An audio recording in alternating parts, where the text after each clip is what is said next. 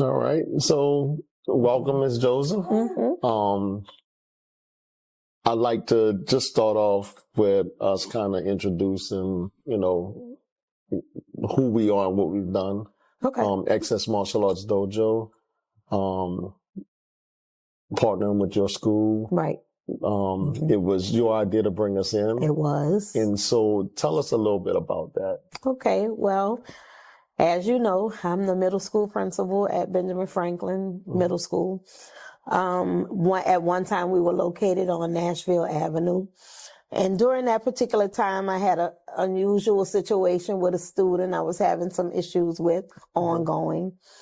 And partnering with the mom and bringing her in for conferences, she just reached a point where she just couldn't come in for a conference anymore. And it was the day of a conference that she was supposed to attend. And lo and behold, you showed up. And from there, you came in and you took the place of the mom for the conference. We met with the student who had chronic behavior issues and challenges, which ended him up in my office quite often. But when you came, it just changed. I just remember the student coming to the office and seeing you there instead of his mom, and he sort of stopped in his tracks. Right. And then you went into your commentary with him that I had never seen before. Right. And it just transformed not only the student, but it transformed the climate of the classroom. And I no longer saw that student coming into my office with a problem. So I was so amazed by that. I had to find out who you were. And if you remember, I started asking you a lot of questions. Yes, ma'am. And I knew I needed whatever you had. I needed that in my building. Yes, ma'am. And so here we are. Just to speak on what happened with that, that's something that we refer to in our system is called school visits. So school visits is when we have the culture inside of the dojo and how we do things there. We let the students know that you're our student 24/7. Right. So when there's a problem at school and we find out that there's a parent conference or a problem at school or it hasn't been able to be corrected, now we show up. We show up for a few things. One, we show up to support the parent who's trying. We show up to let the school know that there's someone else in another group involved with helping the student outside of school. The next reason is to show the student that we're serious about what we say. Yeah. If you cut up, we're going to show up. And that day when I showed up, his shock was, he really came to my school. Yes, we're coming to your school.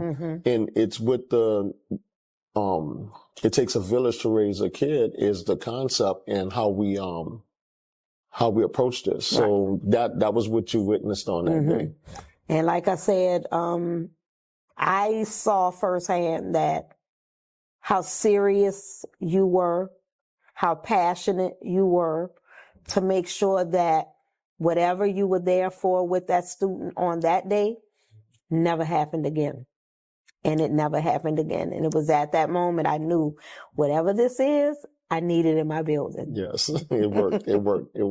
And that was I had no idea what turned into this. Right. And so, years later, so many years later that this kid was in his senior year of high school when we started this project. So he had left you maybe 4 to 5 years. Yes. And, you contacted me and you said, Sensei Horne, I really need you to come in and I need this program this year. And it was kind of late. It was like maybe July. It was. July. It was like July of the year and school was starting in August. So tell us about that. We had just moved into this new building we're in right now and things were in total disarray. My office was in disarray. And I just remember sitting in the office thinking, what can I do differently this year that would make a major impact in our building? We had gone through some serious behavior issues with students, and I knew it had to be different. It couldn't be the same. We had to do something totally different, and you came to mind. And I think this was after Ida. We had a couple of hurricanes and things that kind of, Yes. caused us not to be so much in touch. But I looked you up. I'm like, I hope his number is still the same. Yes. And I gave you a call and I told you what I needed. And you were like, yeah, we can do it. And then I think a couple of days later, you came over with a proposal. Yes. We sat and talked about, what I needed and how you could help. And you came up, with how we would do the martial arts program. Right. And the impact that it would have on our students. And it did just that. It had a great impact, not just on the students, but on the staff as well. As well. And so I'll jump into a little bit of that, and we'll talk about the program. So the martial arts program came in as a physical education program to replace the PE program. Exactly. Once they started to see that, hey, this is different. We're not learning like this in the class. We get to express ourselves. And then you get the students who feel they're right. We let them talk. And we let them express themselves. And the friends start telling them, that's wrong. That's not right. Right. And they get to hear themselves. And so now they're getting in the practice of thinking before speaking. Is this right? Am I right? Or I'm just upset. Sensei, can I have a minute? They'll actually ask that. You have a minute? Go to the back. Come back. Are you okay now? I'm good. And we move on. And that's it. But it's a training. It is. And it is. The training is what prepares them for the future. So like we've always told them, and I've told you as well as others, this is not for today. It's for later. It is, right. It's for the end game. It's for when you're out of school. Are you prepared to function in society? And so we appreciated you for being a champion of this. And I'd just like to hear more of how was the experience from your side of when we first started and as it went on. Yeah, well, I will definitely say from the beginning, there was a trust. I had a trust for you and your program to come in and do what you said you were going to do. Thank you. That's first and foremost. Secondly, the consistency of the discipline part, along with building character, the character education part, was something that I saw develop school-wide in many of our students. There were some students that were rough at the beginning of the program. Yes. But that consistency and accountability that you use in the program, little by little, we had breakthroughs with some students that I didn't know if it would happen, but it did. I didn't think it would happen. And I knew we would have a conversation. Did you see so-and-so today? And, and I'm like, yeah, I'm seeing a difference. And then it went to the next kid, to the next kid. And then there were students who just loved it from the beginning. Right. They embraced it being different. And they were able to really learn those martial arts skills, and they were able to transform themselves and use it in the classroom. One thing that I really liked when I would walk through sometime is not only did you let the students know it's okay to make mistakes, but you provided help, assistance. You would either demonstrate yourself or you would get them a partner. And then the partner would work with them to show them how to best do the moves you were instructing them to do. And that's the social interaction part of the program that where I may not be able to get you to do it, but your friend can. Right. I mean, think about it. Kids who get pregnant early, do drugs, get into crime, they're mostly introduced to that by their peers. Right. And that's their influence, and they look to appease their peer culture. So if you have a positive environment and you have some leaders, now you got a leadership training. Yes, you do. You have a social interaction experience to where they're learning how to explain to a person that doesn't get it as easy as they do. But this person is eager to get it from them and more able to receive it from the student instead of the adult who's the enemy. It works. But I saw the leadership. I would pass through some days and I would see the building of student leaders. And then those student leaders are also becoming leaders in the classroom. Yep. And then I loved when we had the workshop, the PD for the teachers. Yes. And I think we had a part 1 and a part 2. Yes. Where the teachers learned some of the skills you were embedding in the students. Right. And then I began to see not only the students transforming, I saw some of the teachers begin to use like some of the same words you use and some of the same strategies you used. One teacher in particular down the hall that I think you know who I'm talking about. Yes. Really embrace some of the strategies. Change the transition in the hallways. You saw it Totally. just And this year was the best. Yeah, you just saw a shift. And he shift. led it, and you saw the other teachers starting to mimic. Exactly. And try to pick up, and I saw it. I saw it too. I saw it. And that's what And I we didn't say wanted. anything about it. We just kept it moving and let it just develop. I said, well, Exactly. they got it. Yeah. And so when I started seeing those transitions and those things happening, I was like, we are really on to something special here. And I was so happy and pleased that, excuse me, we were able to bring your program into our school to start transforming our culture, because that's what we really needed. We needed a huge culture change. Right. And the martial arts program started to really change that culture so much. I started using it as a marketing strategy for potential students in our school. I would meet with parents and they would say, well, tell me something about, your school. And the martial arts program started becoming a highlight in the building. I didn't know that. And they were impressed when I would say, we have a martial arts program and this is what it does. They were impressed. Even new staff who came aboard, and I would explain to them how our school operates. And a central focus was the martial arts program. And even they were impressed that a school had a martial arts program and it was embedded into our program. Right. So the benefits of having your program in our building, I could talk all day about it, but the impact from the consistency of the discipline, from just seeing students walking down the hall in the martial arts uniform, they walked with a certain pride. They began to walk with a certain something special, confidence, that's something that wasn't there before. Right. And I was happy to see developing, because when I called you to come, I was at a state of emergency. Yes. I really needed something that was going to come in, give that impact, and start to change our culture. So I do want to get into that. So year one, we went through the motion. We got the uniform. The uniform breakthrough was like the largest. It was.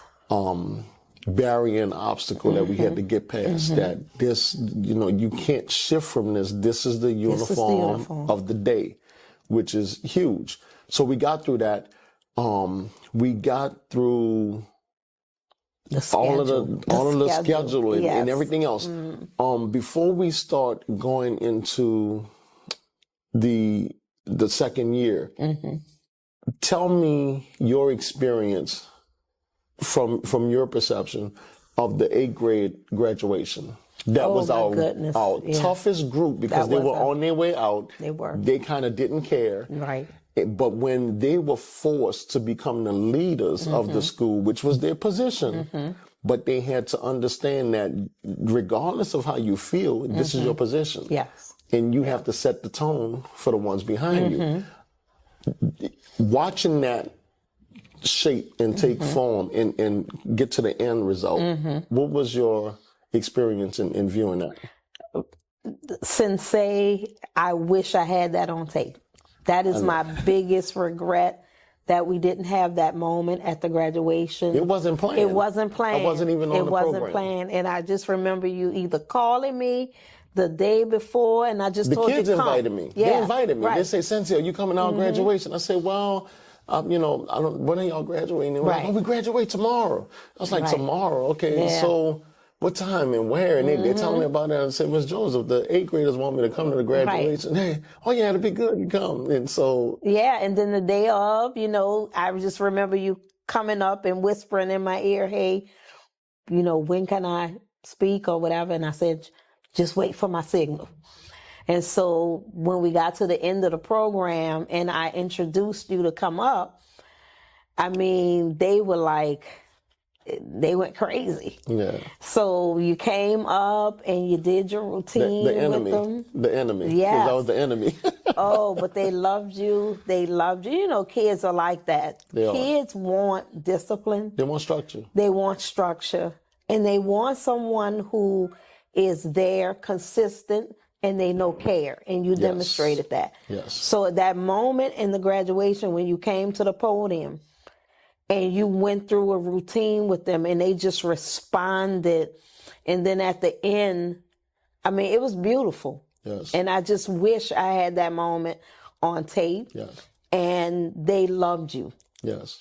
And the parents, I believe, who was there. They bought in too late. Oh, they bought in too late. It was like, oh, but they loved it. Yeah, but they loved it. They did. Because that was impressive. That was impressive. Yeah. And that was the highlight of the program. Yes. I mean, I will never forget that moment. Yes. But it sealed the deal for me, the impact the program had on the students, not for just martial arts, but the character building, the leadership skills, the preparation for the future, for what they may encounter in high school, and being prepared and able to make adequate decisions. All of that in one package is phenomenal. This is the reason why we haven't been able to market this program, because there's no way to put it on paper. It's no way. And I mean, you've seen it on paper, and then you've seen it actually happen. Right. It doesn't compare. It doesn't. It doesn't. And especially at that graduation, I will talk about that forever. Capturing that moment. If we could have packaged that, put it in a bottle, both of us would be millionaires. Yes, yes, yes. It was different. It was different. And it was kind of a, go out there and do what I told you can do. Yeah. And they were like, we're going to do it, Sensei. Yeah. We're going to do it. And we never saw them again, but we know they left with the energy of, I'm going to do what Sensei said I can do. Yeah. And it's a mindset. And we were actually able to see in real time. Yeah. Certain students totally turn around. Yeah, students, we were like, totally you turn are around. not going to make it. And it just like, I just got tired and I changed, I got tired of getting in trouble. I got tired of doing the same thing, But when they embraced it, they saw immediately the benefit. We had a parent that came. I remember. Of their 8th grade. Yes. And she came and she said, I don't know what you did to my daughter. My daughter, she looks at herself different. She listening to what I'm saying at home, and I can never get her to listen. Right. I haven't had to come to school for her, and she was a challenge. Yeah. And we know who we're talking about. She was a real challenge. She was a challenge, but making her believe in herself and making her realize that she didn't have to show out for her friends. Right. Or move only with her friends. Actually made her a better leader, because they would follow her. Yeah. She had the power. She had some power. She had some influence. Yeah. But when she learned that she could use that power and influence for the good side, she took off with it, and she ran. And her mother stopped me. I never met her before. I remember. I was walking past the office. You Sensei Horne? I don't know what you did to my daughter. And that's the reward, which is priceless. You can't put a price on that. That's the fruits of your labor. It is. That's getting through the obstacles, staring the parents down and saying, we're not budging on this. This is how this is going. Yeah. It's gonna, because you don't know the outcome of it. Right. We do. We do. Right. And, that was huge. Those milestones, those recognitions of thankfulness from the parent. That's the reward. And that's what we did it for. Yeah. All right. So we got through the introduction. We got through year one. We got through 8th grade graduation. Summer break is here. Coming into year two, you had a meeting with me like maybe a month in after school started. and you told me about your first 2 weeks in year 2 of how different it was from year 1. Yeah. There was a major difference. I'm going to say the first month of school, everything was calmer. The students have a sense of purpose. All of the chaos that may go at the beginning of the school year, where you have new students coming in and, you know, you have them learning routines and the structure, didn't have the chaos that we would normally have. It was just calm. And I remember saying to Mr. Jones a couple of weeks in how different the school year started, that we had never had such a calm, peaceful. The students were getting along more. You could see them thinking before reacting or acting out. They were more verbal in terms of expressing themselves.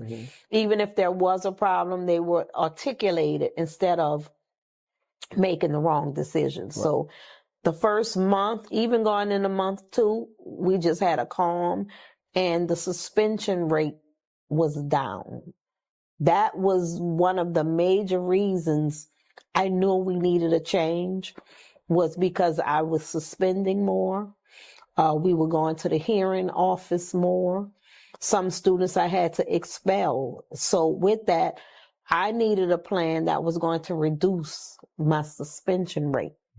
And I clearly saw that beginning year 2. Suspensions were down. Awesome. Very much down. I mean, I still had some, right, but it definitely wasn't at the rate that I had suspensions before. The year before. Yes.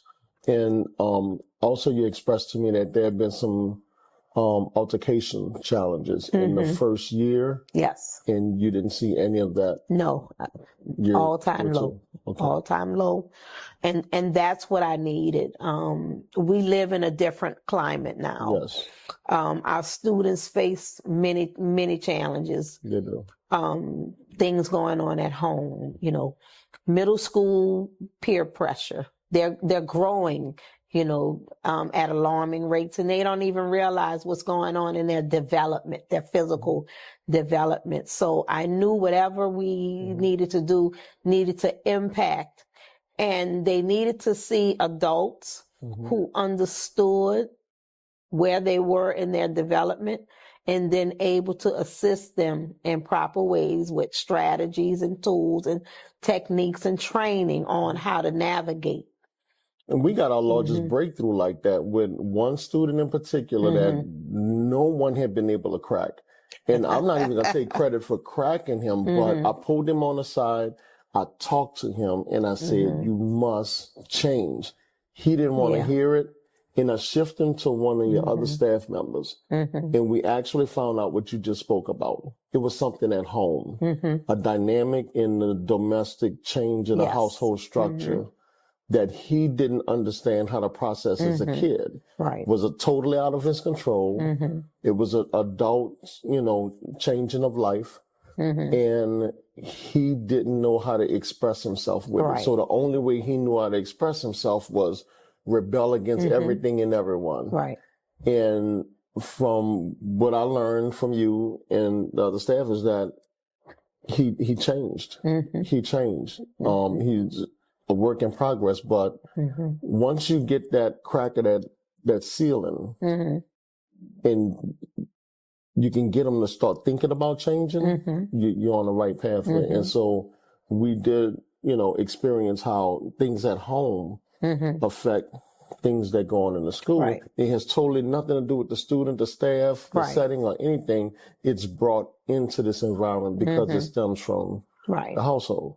And I find students, they're dependent on us to use our training, our knowledge, our expertise to help them get where they need to be. And that's what I saw in your program, but I saw it in you as the sensei, who you're always patient. You're always willing to listen, but you're very consistent. You're going to take the time out to talk to them and counsel them in a sense. And that was done consistently. So when you have someone who's willing to listen, who's willing to train you. Even though you're wrong, I'm still going to listen to you. And then I'm going to counsel and coach you in the proper direction you need to go in. So that over time changes people for the best reasons. Thank you. And thank you for that compliment. Yeah. With that, I want to ask you another experience. Is sensei me, but it's not. It's actually the system that we have in place. Right. And what I'm getting at with that, there was a day that I wasn't here. Right. And right. I wasn't here for like 2 days or so. And you being the principal, moving around and not knowing, I said, hey, Ms. Joseph, blah, blah, blah, something, whatever. And you were like, well, weren't you here today? I said, no, I haven't been in the past 2 days. You were right. Said, I didn't know. She said, I had no idea. I had no idea. That week I was so busy. I had meetings. I had meetings to plan for, presentations to prepare for. And I know what I normally hear every day. I normally hear your classes. I normally hear instruction going forward. It's the loudest thing in the school. You can hear. It hear. is. But this particular day, this particular 2 days, I didn't miss a beat. I didn't hear nothing different. I did not know you weren't even here those 2 days. Right. Because everything, I was shocked when you told me you weren't here those 2 days. I was shocked. I said, well, I couldn't tell you weren't here. Right. Everything went just as if you were here. And I was even more impressed when you had not been in the building for 2 days, but everything went like clockwork. Right. And that's the system. And so what I'm speaking of is bringing one of my other instructors in, who was, and matter of fact, I had 3 different instructors who were cycling in on certain days.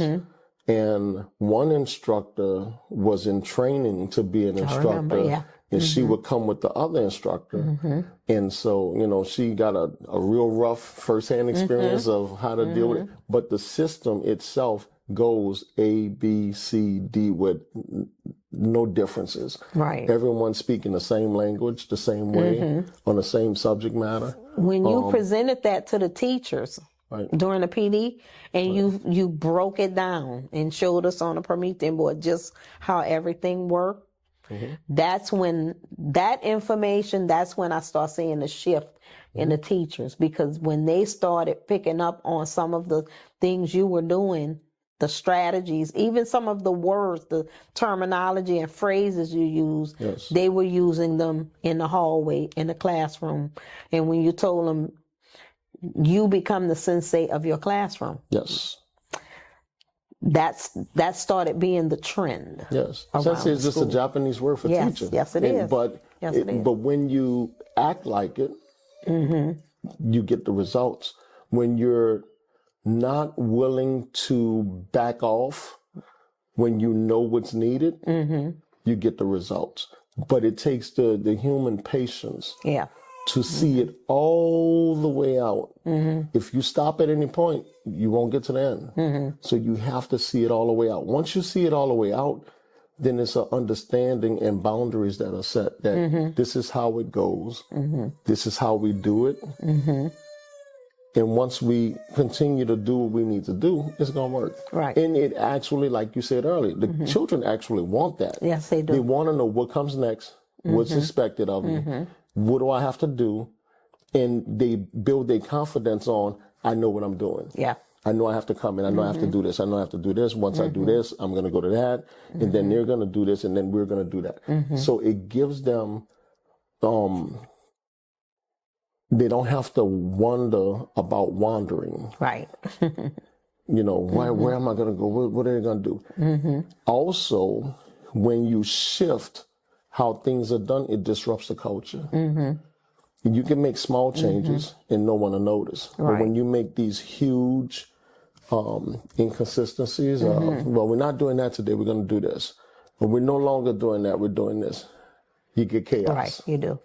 You get chaos. And the chaos is well, we just got comfortable with doing it like this, and now you're changing it to this, and you said we were going to, and they hold you to what you said. Yes, they do. And I tell you, that's the most important thing when dealing with kids. Do not tell kids you're going to do something and don't do it. Right. They're going to hold you to it, and they're going to make you pay for it. Yes, they are. Yes, they are. You know. When I saw the development just in the hallways, the culture in the hallways changed from we're not lining up the way we ought to line up to when the teachers became consistent, invested, and willing to try something different, new. Yes. I saw it shape up. Right. And it even got stronger when not only one teacher did it, the other teachers are also doing it as well. So now there is an expectation. When we're in the hallways, there is an expectation of how we line up. The system of transition. Yes. This is how it's going to go. And I would walk from upstairs and say, oh, they're on this side, that side. They're not moving, and they, you know, and because they're learning, hey, we have like A, B, C, and D even with this. Yes. And when you think about what we're preparing them for, especially when you talk about like the leadership training, the social interaction skills training, being able to communicate with each other, these same students and peers are going to be each other's workers and subordinates. Yes. And are they prepared to follow, which is going to make them a good leader, right? And allow them to climb and through their levels of accomplishments. And I'm going to go into levels in a second, but the things that are put in place, like we say, is for later.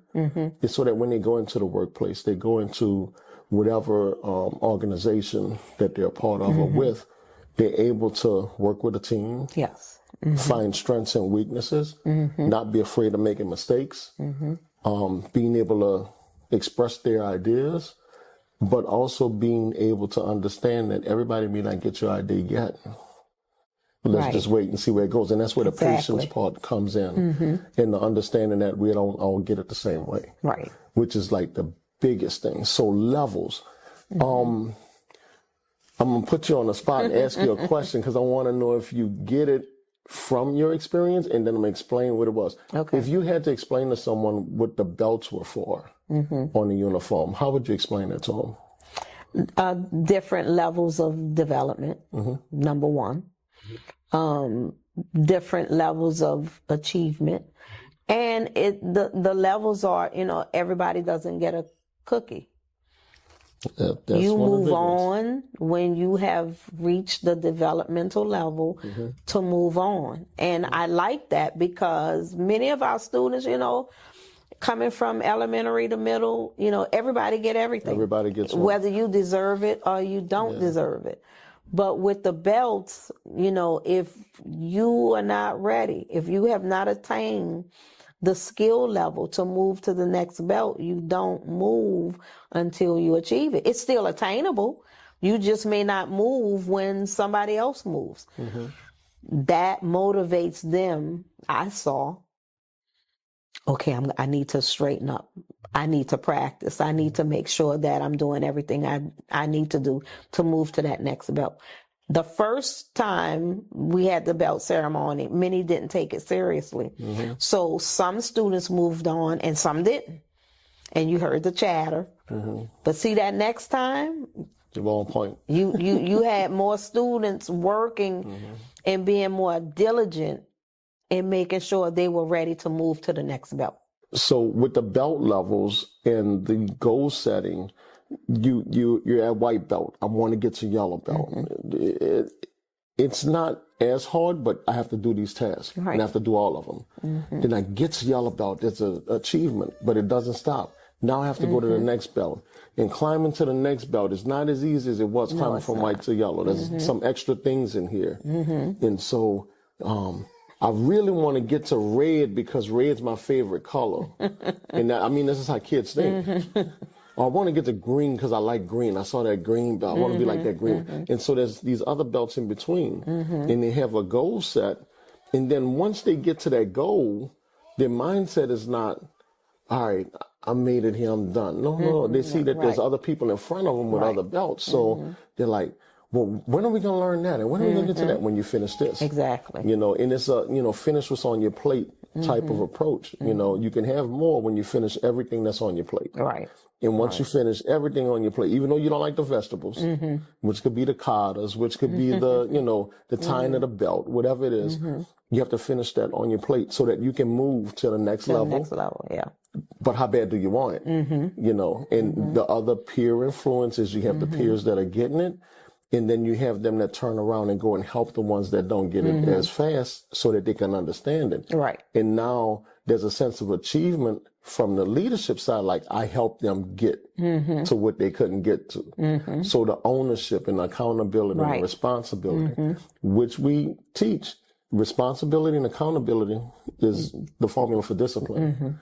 And we started using that in our daily announcements. Yes. I started announcing that. I would say that every day. And also, I didn't know that. Yeah, I would say it every day, every morning in my morning announcements. Yes. Our honor roll also increased because I remember the wall. Yeah. Yeah, we got the honor roll board, and so I would challenge them just as you challenge them with the belts. I challenged them academically to grow and to work to your highest potential.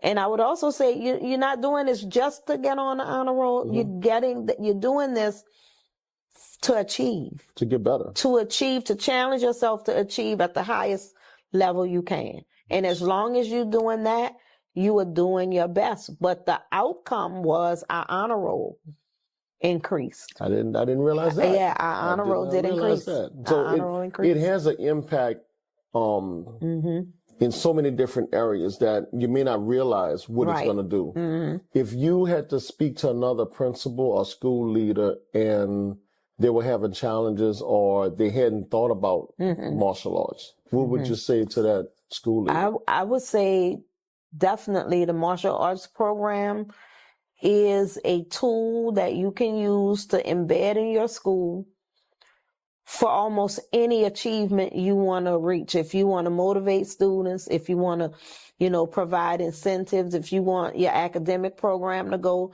the same strategies and tools and goals in the martial arts program, you embed that in your academic program, you're going to have achievement. You're going to have achievement. I've seen it. I've seen students who never even thought they could reach the honor roll coming to me, report card day, almost in tears saying, Miss Joseph, I'm on the honor roll. Right. I didn't know. Surprised themselves. They surprised themselves. Right. So that's what your program did for our school. And in the beginning, you or I, we didn't know just all it was going to encompass. But where I'm sitting now, I wouldn't trade it for the world. It was the best decision as a principal I could have ever made. Now, and I took a chance. But I'm going to go back to the trust. You and I had built a rapport. Even we lost contact for years because of, hurricanes and things that displaced time. And like I said, I picked up the phone. I was like, I'm hoping his number is the same. Yes, ma'am. And you picked up. But it was the best decision. One of the best decisions I've ever made as a principal was taking a chance, not doing the regular PE like we did PE. Non-traditional. Using my budget for PE and putting it into the martial arts program was the best decision I've ever made. Awesome. And a decision I'm very proud of. We thank you for that. And I mean, it came from experience. Yes. You got a chance to experience it. I'll end on this. The concept of the kid that made the honor roll, that surprised themselves. What I try to tell to parents and administrators, if you plant a bed of roses and you water it, you give it light, and it starts to grow, you watch it, and you're watering it, and you're giving it light, and it's growing, and then the bed appears, and then all of the roses bloom, they blossom. You have these one or two buds that are not blooming with the rest of them. And you can't water it extra. You can't give it more sunlight. But these roses are just beautiful. and you pick them, you pull them, or they die off, whatever your process is going through. These two buds, at their own time, at some point, pop open. Right. They're late bloomers. You couldn't open the buds and make them come out. Right. You couldn't do extra watering or extra sunlight to make it do anything. It's on the time that is the right time for those buds. And these kids are the same way. They blossom and they bloom at different points. But if you stay with the consistency and you keep it going, they're going to do what's supposed to happen. Yeah. And none of us know what the end result is. We don't know what the outcome is going to be. We can't say you're going to be this. We couldn't have said that kid's going to be on the honor roll. Right. We don't know. We don't know. We don't know. We but don't know. if you train, prepare, and put in place the necessary tools, they'll have the access to it, and it'll take place what's supposed to take place. Absolutely. Yes. Absolutely. Intentional decisions. Yes. Yes. Yeah. So, Ms. Joseph, it's been a pleasure. This is the first time I've ever been able to do this with a school leader to find out the outcome, to find out just what the experience was like. Because we know what it can do. We can't sell it. Right. We can't sell it. Like I said, we have not been able to put it on paper because you have to actually experience in it. And even when people come into our dojo, we bring the dojo everywhere. We bring the dojo to corporations and we train, grown-ups who've never had certain training in leadership, how to communicate to their team, how to motivate their team, how to incentivize their team, how to get people to buy into the culture of their company. We did it with the staff. Yeah. And we didn't do it hard. We only did like two things and we just kind of let it go. But initially it wasn't supposed to be 2 sessions. It was only supposed to be one. They wanted more information. They wanted that second session. And I'm going to say this, Sensei, you have been a motivator for me as a principal, because many of our conversations, you would just say things and it would, aha moment. I love it. In the dojo, we call it an aha moment. Aha moment. Aha moment. Aha moment. And it strengthened me to be an even better administrator with the staff as well as the students. Many of the things, even if I'm just walking through the basement and I'm hearing you, some things will stick and then I will repeat it to the students as well. And many of the teachers did the same thing. Yes, they did. It's contagious. It was very much contagious. Yes, ma'am. Very much contagious. And I just want to thank you, I want to thank you for having a well-designed business plan. Thank you. Because that's where it starts. Thank you.